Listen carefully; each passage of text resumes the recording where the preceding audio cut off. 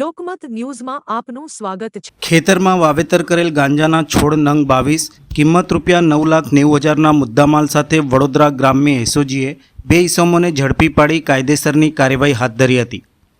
ઉચ્ચ પોલીસ અધિકારીઓ દ્વારા વડોદરા ગ્રામ્ય જિલ્લામાં 7 દિવસની સ્પેશિયલ ડ્રાઇવનું આયોજન કરી નશીલા પદાર્થોનું ઉત્પાદન, ખરીદ વેચાણ તથા હેરાફેરી અટકાવવા માટે અસરકારક અને પરિણામલક્ષી કામગીરી કરવા સૂચના માર્ગદર્શન આપવામાં આવેલ હતું।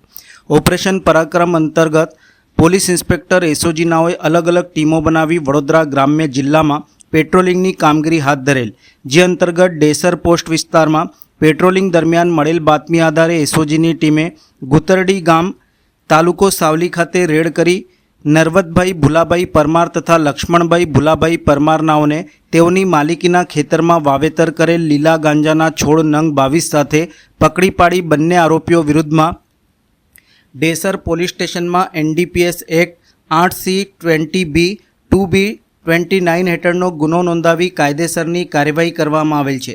પોલીસે લીલા ગાંજાના છોડ નંગ 22 કિંમત ₹9,90,000નો મુદ્દામાલ જપ્ત કરી કાયદેસરની કાર્યવાહી હાથ ધરી હતી।